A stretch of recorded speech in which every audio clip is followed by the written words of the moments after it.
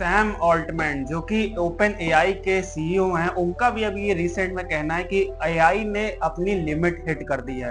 And when I से limit, तो limit का मतलब उनका ये है कि अभी जितने भी एआई मॉडल हैं, जितने भी एआई स्टार्टअप बन रहे हैं, वो उस प्रोडक्टिविटी को अचीव नहीं कर पा रहे हैं, वो उस तरीके का आउटपुट नहीं दे पा रहे हैं कस्टमर्स को।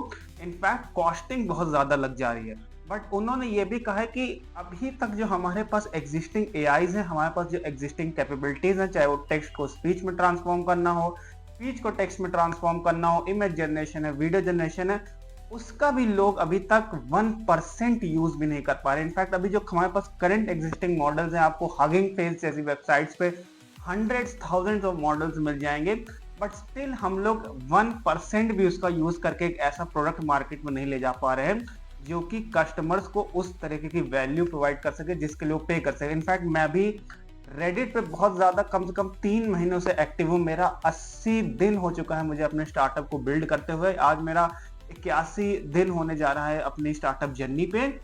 और मैंने ये सीखा है कि अभी जो एआई टूल बिल्ड कर रहा हूँ वो भी एक पर्टिकुलर प्रॉब्लम को सॉल्व कर रहा है, बट मुझे कुछ कुछ अपने स्टार्टअप को बिल्ड करने के लिए चैलेंजेस और प्रॉब्लम आई हैं, जिसके लिए मैंने एआई टूल्स के बारे में देखा था इंटरनेट पे। बट मैं बहुत ज्यादा डिसअपॉइंट हुआ कि अभी तक इन सारी चीजों पे भी किसी ने कोई वर्क स्टार्ट नहीं किया। इनफैक्ट अगर वर्क स्टार्ट भी किया है, जितने भी एआई टूल्स हैं उनका विजन बड़े भले ही अच्छा हो, लेकिन उनका आउटपुट एकदम जीरो होता है। इनफैक्ट इसीलिए वो ह्यूमन परफॉर्मेंस प्रेफर करते हैं। अगर आपको कोई एआई चीज पे वर्क करना है, आप कोई एआई टूल डेवलप करना चाहते हो, तो मैं आपको अपनी पर्टिकुलर रिसर्च है, अपने स्टार्टअप को बिल्ड करते हुए मैंने जो प्रॉब्लम्स फेस करी, रेडिट का यूजर्स ने जो कि प्रॉब्लम्स फेस करी, जो कि मैंने उनसे सीखा, वो मुझे पता चला कि पहला, there is no good design tool. Google का भी अपना यूआई डिजाइन, यूएक्स डिजाइन का टूल यूज किया जो कि उन्होंने निकाला था एआई का, it was completely bullshit. And we need a really good product out there जो कि इस डिजाइन की पर्टिकुलर प्रॉब्लम को सॉल्व कर सके। बिकॉज डिजाइन, मुझे पता है, बहुत क्रिएटिव फील्ड होती है एंड विदाउट ह्यूमंस नहीं पॉसिबल होता है, बट डिजाइन बहुत एक्सपेंसिव भी होती है और बहुत टाइम कंज्यूमिंग भी होती है। इनफैक्ट आप एडवांस तो छोड़िए, एक ढंग का बेसिक प्रोडक्ट भी नहीं एग्जिस्ट करता है जो कि करंट रिक्वायरमेंट्स को लेके एक ठीक ठाक यूएक्स या यूआई डिजाइन को बना सके। वो बनाता भी है तो आपको एक इमेज प्रोवाइड कर देता है, जबकि आपको चाहिए होती है एक एडिटेबल फाइल, एक फिग्मा टाइप की फाइल या एडोब एक्सडी की फाइल, समथिंग जिसको आप फिर से रिफाइन कर सको एटलीस्ट उसका विजन को यूज करके। तो ये सबसे बड़ी प्रॉब्लम है। सेकंड, अभी तक मार्केट में कोई ढंग का कॉन्वर्जेशनल एआई नहीं है। अभी आप कहोगे मुझसे कि यार सिरी एग्जिस्ट कर रहा है, जेमिनी एग्जिस्ट कर रहा है, they are completely old and outdated things.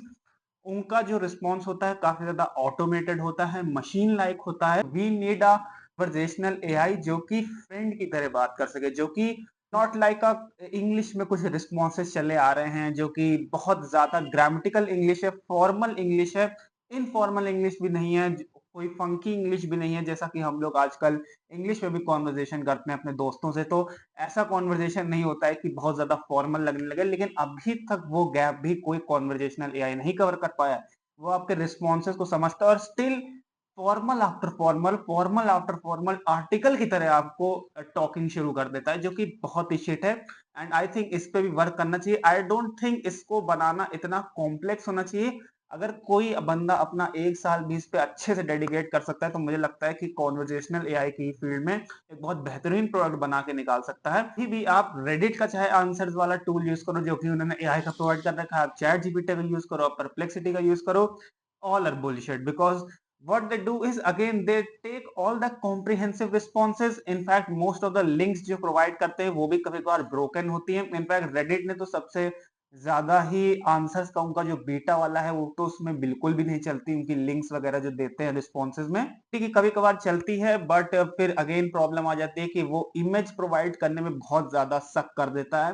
Because मैंने उससे काफी बार कहा कि like I needed a supporting image URLs, I need some kind of web versions, web articles for that, तो उसमें भी उसने बहुत बेकार आर्टिकल, जो कि शायद मैं पहली गूगल सर्च करता तो दूसरे तीसरे पेज पे मुझे उससे 10 मिल जाता, बट उसमें भी वो फेल हो गया। तो मुझे लगता है कि ये 3 चीजें एक बहुत बड़ा इम्पैक्टफुल एरिया है जिसपे अगर आप वर्क करना शुरू करते हो इन प्रॉब्लम्स को उठा के, तो मुझे लगता है कि आने वाले 5 से 10 साल में बहुत तगड़ी ग्रोथ करने वाला है। और इनफैक्ट मैं भी इन्हीं सारी चीज़ों पे अपना करंट वर्ज़न, अपने करंट कैपेबिलिटीज़, अपने एप्लीकेशन में थोड़ा-सा बिज़ी हो चुका हूँ काफ़ी ज़्यादा, मैं उसको और इम्प्रूव कर रहा हूँ।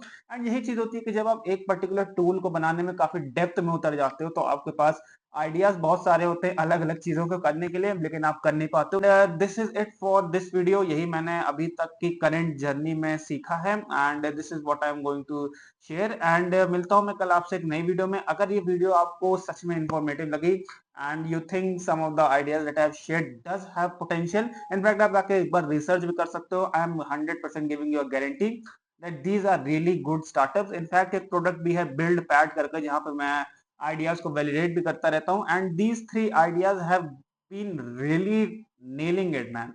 So you can go it, you can check out yourself, you can also start building, you can also contact with me, do give me a comment also। तो उसके बाद हम लोग उस पे भी डिस्कस कर सकते हैं, हम लोग कमेंट सेक्शन में डिस्कस कर सकते हैं, अपनी एक कम्युनिटी बना सकते हैं, उस पे भी डिस्कस कर सकते हैं सारी चीजें। एंड इस वीडियो के लिए इतना ही, मिलता हूँ मैं कल आपसे एक नई वीडियो में, तब तक के लिए अपना ध्यान रखिए।